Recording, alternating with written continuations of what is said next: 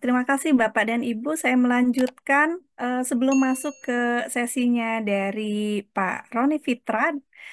Saya akan sedikit mengulas sampulnya saja tentang strategi pemasaran dengan memanfaatkan peluang pasar. Ya, sekilas tentang saya tadi sudah disampaikan. Saya lulusan dari Pertanian Unpad tahun 94. Saya juga pendamping UKM, pendamping halal dan penyelia. Baiklah, Bapak dan Ibu, kita sedikit mengulas saja apa sih sebetulnya pemasaran. Pemasaran itu sebuah kegiatan dan sebuah strategi di mana Bapak dan Ibu bisa memperkenalkan produknya, bisa mempromosikan produknya, dan yang paling utama adalah menjual produk atau jasa kepada pelanggan. Jadi, di proses penjualan itu endingnya adalah Bapak dan Ibu adalah menjual produk atau jasa kepada para pelanggan ya. Lalu apa sih sebenarnya goal dari pemasaran itu sendiri? Eh, untuk memahami kebutuhan keinginan konsumen itu adalah goal utamanya. Jadi Bapak dan Ibu harus bisa memahami apa sih yang menjadi dasar dari kebutuhan konsumen. Jadi kita boleh jualan apapun, memasarkan apapun, tapi mesti jelas dulu keinginan konsumennya seperti apa gitu. Kita bisa mengikuti terus apa keinginan pasar ya, sehingga kita bisa menghasilkan keuntungan dari proses penjualannya. Misalkan begini, Bapak dan Ibu berjualan, tapi tidak tahu pasar kita tuh di mana. Jualan aja deh, pokoknya jalan gitu ya. Bagaimana itu terjadi ketika di food and beverage? Mungkin Bapak dan Ibu tidak terlalu mengalami kendala yang besar ketika memang segmen pasarnya belum tahu siapa gitu ya. Karena Bapak Ibu bisa langsung menjajakan, langsung ketemu dengan konsumen. Tapi ketika Bapak dan Ibu bergerak di bidang fashion dan craft, ketika Bapak dan Ibu tidak mengerti keinginan konsumen saat ini kemana, trennya kemana, Bapak dan Ibu mau menjualan seperti apa? Mungkinkah kita memiliki keuntungan ketika kita tidak memiliki eh, apa ilmu, tidak memiliki data tentang keinginan konsumen terhadap produk kita?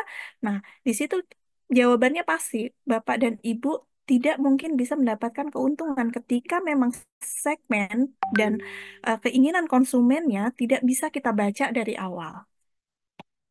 Lalu di aspek pemasaran sendiri, Bapak dan Ibu harus paham mengenai riset pasar. Jadi sebelum Bapak dan Ibu menciptakan satu produknya, baik itu di fashion maupun pasar, yuk kita riset pasar. Bagaimana strategi untuk melakukan riset pasar?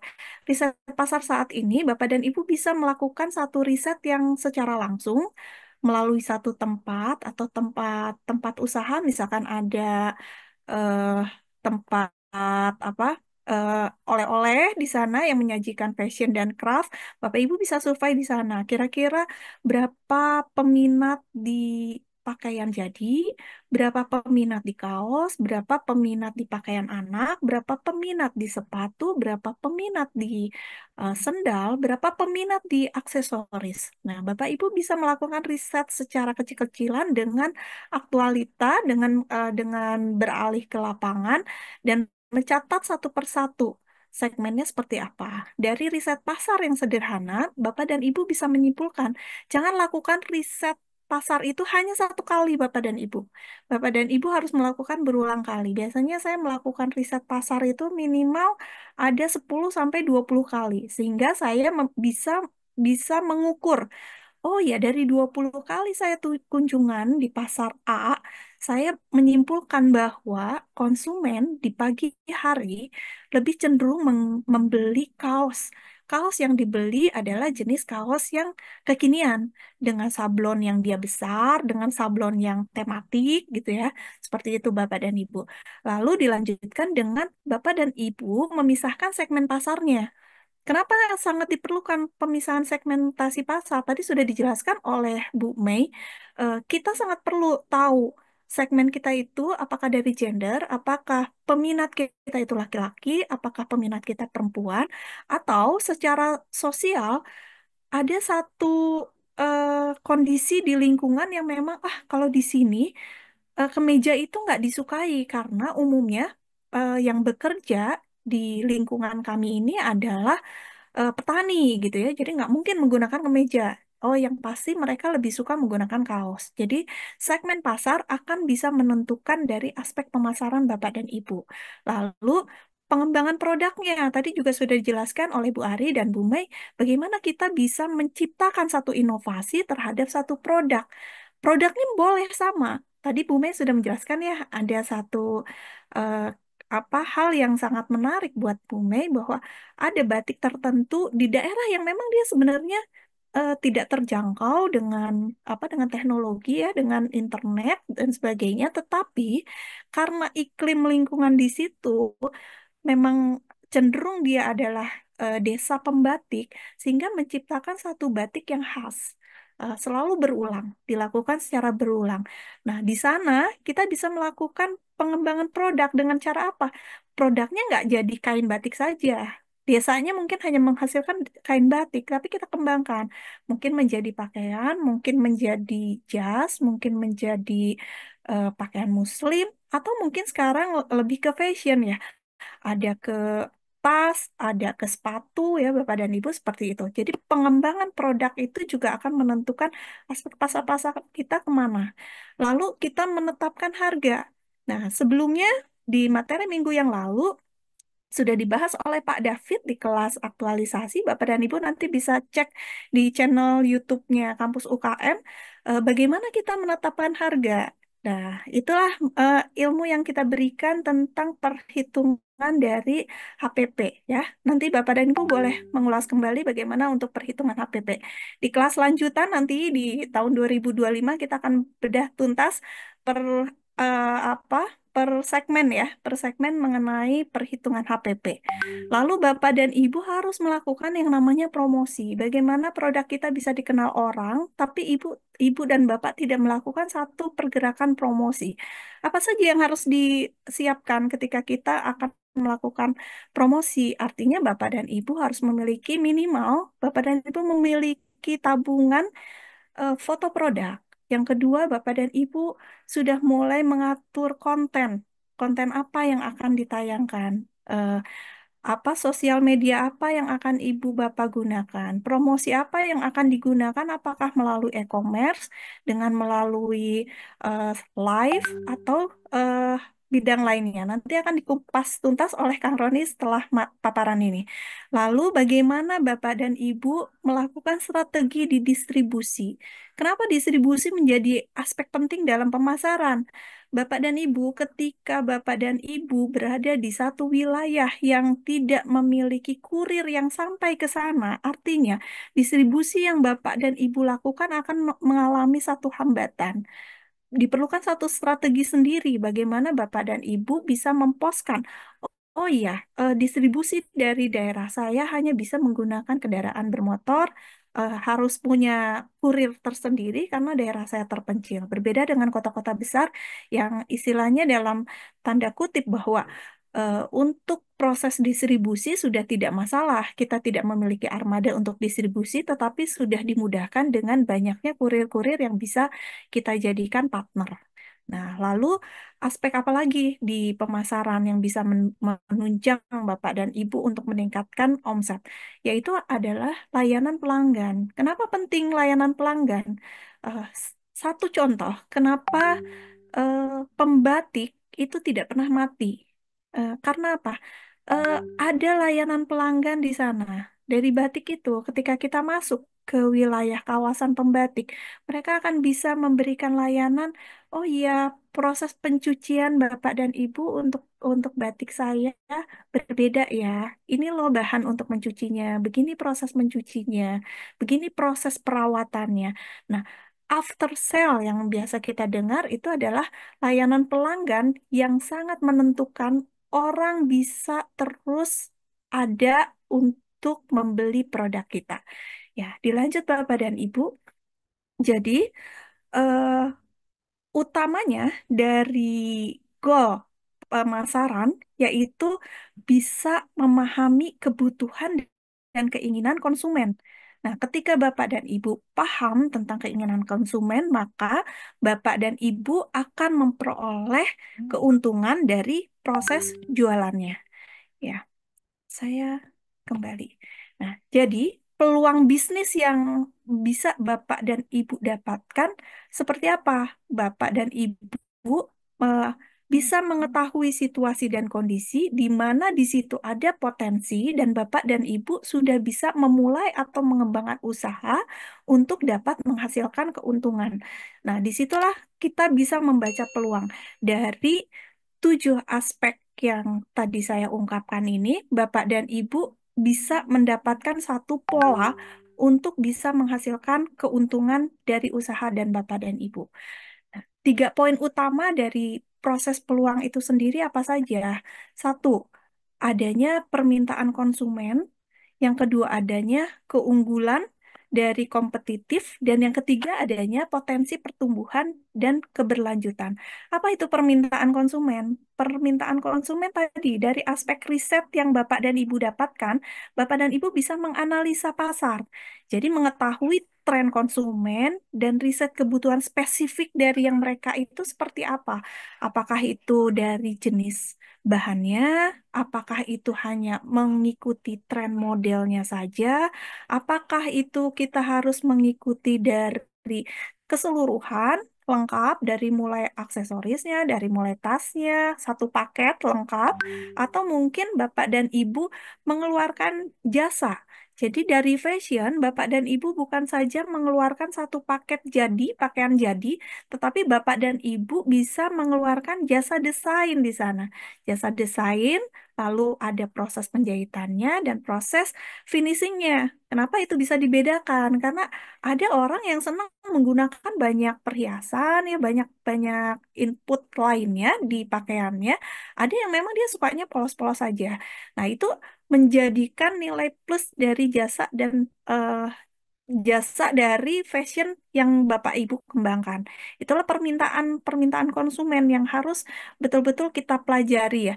Satu konsumen dengan konsumen yang lain akan memiliki perbedaan. Disitulah cara cantik kita untuk bisa melayani dari konsumen kita, bagaimana itu dijadikan satu peluang pasar oleh Bapak dan Ibu. Lalu kita beralih kepada keunggulan kompetitif. Apa itu keunggulan kompetitif? Keunggulan kompetitifnya itu adalah kita menyediakan nilai tambah dan perbedaan unik untuk membantu dan menarik perhatian pelanggan serta menciptakan posisi yang kuat di pasar. Itu yang tadi saya jelaskan, Pak. Ketika Bapak dan Ibu mendesain tersendiri, desain itu tidak akan sama dengan yang lain. Bapak dan Ibu membuat satu custom. Custom itu pasti berbeda dengan Bapak dan Ibu eh, membuat satu produk yang sifatnya grosir, yang sifatnya massal ya. Nah, itu adalah satu perbedaan unik yang tadi dijelaskan oleh Bu Mei. Ada nih temannya Bu Mei di Bali gitu ya, mengumpulkan batu-batu yang mungkin kalau kita lihat apa sih nih batu kok kayaknya nggak menarik banget gitu ya, bentuknya nggak jelas dan apa, tapi dengan tangan kreatif, dengan menggunakan keunggulan kompetitif, dia membuat variasi dari batu tersebut digabung dengan perak ya, digabung dengan perak menghasilkan satu perhiasan ya, mungkin kalung, bahkan itu gelang, bahkan itu mungkin kalung. Seperti di awal juga disampaikan oleh Bu Naima ketika di Kalimantan memiliki kendala pemasaran, tetapi produknya bisa dipasarkan. Areal areal pemasarannya di mana? Karena ini memiliki keunggulan kompetitif sehingga barang tersebut dibawa ke Bali. Di Bali barang itu tidak bulat-bulat saja langsung dijual, tapi barang itu dimodif kembali sehingga terkenalah produk tersebut bukan di daerah asal ya, tetapi lebih berkembang di daerah Bali. Apakah itu boleh? Ya boleh aja, sah-sah saja karena itulah keunggulan dari kompetitif. Dari mana Bapak dan Ibu bisa menciptakan satu peluang. Disitulah keuntungan akan datang kepada kita. Ya, yang terakhir adalah tentang potensi pertumbuhan dan keberlanjutan.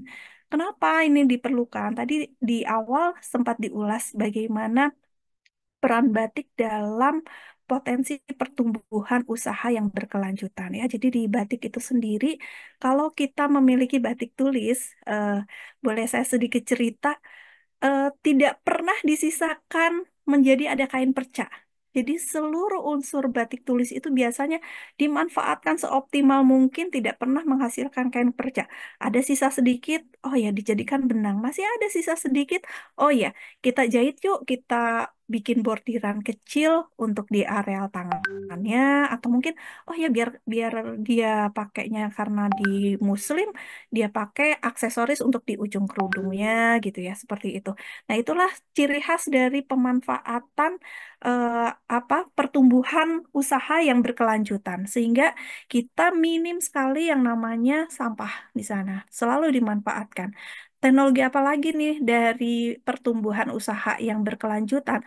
Ada satu teknologi yang digunakan dan dikembangkan oleh Bu Ari, yaitu dengan menggunakan cap untuk batik ya. Dia menggunakan dari daur ulang plastik ya. Daur ulang kertas, maaf. Daur ulang kertas. Jadi kertas-kertas bekas yang dengan ketebalan tertentu tentunya ya, itu akan dipilih, akan dipola, dibentuk satu satu pola stempel yang itu menjadi pola batik. Seperti itu Bapak dan Ibu. Nanti mungkin akan ada kelas tersendiri untuk membahas seperti itu. Kita pernah membahas di kelas aktualisasi tentang green industry ya, sempat disampaikan oleh Pak Rudi. Jadi Bapak dan Ibu kembali bisa melihat di YouTube channel Kampus UKM tentang bagaimana pertumbuhan usaha dan berkelanjutan. Nah, kenapa kita perlu membahas ini? Karena ini adalah aspek peluang dari pasar. Jadi ketika kita memahami tren jangka panjang dan perilaku konsumen yang dapat berkembang seiring waktu, dapat memastikan bahwa bisnis dapat terus relevan dan berkembang. Jadi tidak mungkin bisnis kita ambles ketika kita terus mencari pola, terus berinovasi, terus menggali bagaimana analisa dari konsumen kita. Apakah konsumen kita tipikal yang bosenan? Apakah konsumen kita itu lebih suka sesuatu yang sifatnya lebih berkesinambungan dalam proses jangka panjang? Itulah peluang yang Bapak dan Ibu harus bisa membuat satu desain analisisnya. Ya, baik. Kesimpulan dari yang saya sampaikan di sini bahwa kesempatan untuk memenuhi kebutuhan konsumen yang belum terpenuhi dengan menawarkan keunggulan yang unik dan proses pertumbuhan jangka panjang akan membuka potensi keuntungan dan posisi kuat bagi bisnis di pasar Bapak dan Ibu. Ya, demikian yang saya sampaikan sebagai pengantar. Untuk lebih lanjutnya bisa dikupas habis oleh Pak Roni Fitra.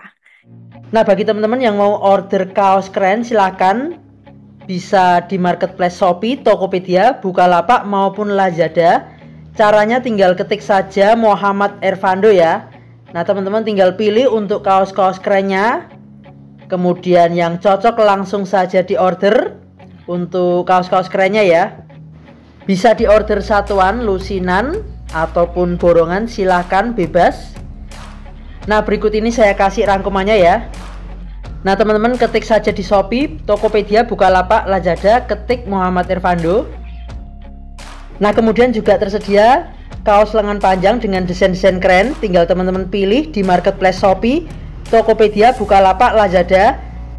Cuman untuk kaos lengan panjang ketiknya Vando Official Shop ya. Spesial untuk kaos lengan panjang, bisa untuk pria maupun wanita. Nah, untuk wanita yang berjilbab sangat cocok ya, karena pakai lengan panjang tersedia juga, dan tentunya dengan desain-desain kaos yang keren, kekinian. Nah, silakan teman-teman bisa ketik di Shopee, Tokopedia, Bukalapak maupun Lazada, ketik saja Vando Official Shop.